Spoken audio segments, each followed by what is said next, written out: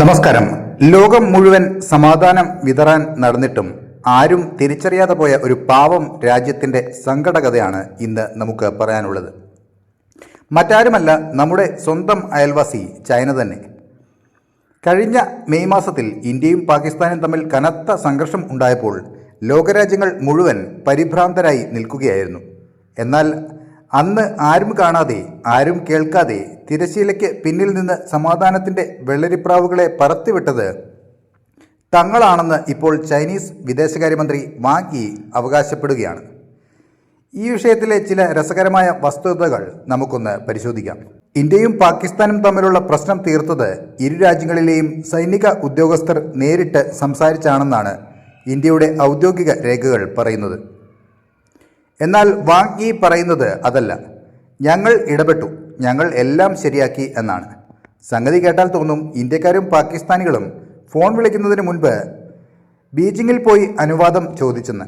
ഇതിനെയാണ് പച്ച മലയാളത്തിൽ ഇല്ലാത്ത പപ്പടം കാച്ചി വിളമ്പുക എന്ന് പറയുന്നത്. സംഘർഷ സമയത്ത് പാകിസ്ഥാന് ആയുധങ്ങളും ഡ്രോണുകളും എത്തിച്ചു കൊടുത്തത് ഇതേ ചൈന തന്നെയായിരുന്നു. സ്വന്തം ആയുധങ്ങൾ എത്രത്തോളം നന്നായി പ്രവർത്തിക്കുന്നുണ്ടെന്ന് നോക്കാൻ യുദ്ധക്കളത്തെ ഒരു ലാബോറട്ടറിയാക്കി മാറ്റിയവർ തന്നെ സമാധാനത്തിൻ്റെ അപ്പോസ്തലന്മാരായി വരുന്നത് കാണുമ്പോൾ ചിരിക്കണോ കരയണോ എന്ന് ലോകത്തിന് മനസ്സിലാകുന്നില്ല.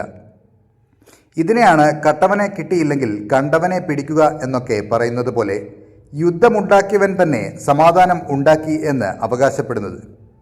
നേരത്തെ ഡൊണാൾഡ് ട്രംപ് ഇതുപോലെ ഒരു അവകാശവാദം ഉന്നയിച്ചിരുന്നു.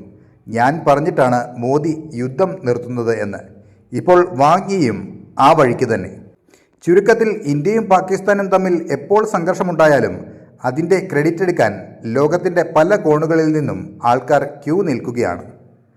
ഇന്ത്യയുടെ റഫേൽ യുദ്ധവിമാനങ്ങൾ തകർന്നുവെന്ന് കാണിക്കാൻ വീഡിയോ ഗെയിമിലെ ക്ലിപ്പുകളും AI ചിത്രങ്ങളും പ്രചരിപ്പിച്ച ചൈനീസ് ബുദ്ധി ഇപ്പോൾ മധ്യസ്ഥതയുടെ പേരിൽ പുതിയ കഥകൾ മെനയുകയാണ്. വായുവിൽ വെടിയുണ്ട പായുന്നതിനേക്കാൾ വേഗത്തിലാണ് ചൈനയുടെ വിദേശകാര്യ മന്ത്രാലയത്തിൽ നിന്ന് തള്ളുകൾ പുറത്തുവരുന്നത്.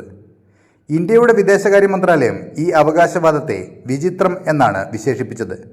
ചുരുക്കത്തിൽ ലോകത്തിന് മുന്നിൽ വലിയൊരു സമാധാന ചർച്ചക്കാരനായി മാറാനുള്ള ചൈനയുടെ ഈ നീക്കം തൽക്കാലം കൈ നനയാതെ മീൻ പിടിക്കാനുള്ള ഒരു പാഴ്ശ്രമമായി മാത്രം അവശേഷിക്കുകയാണ്. നിങ്ങൾക്കും നിങ്ങളുടെ അഭിപ്രായം കമൻറ്റിൽ രേഖപ്പെടുത്താം. അപ്പോൾ മറ്റൊരു വാർത്തയുമായി വീണ്ടും കാണാം. നന്ദി.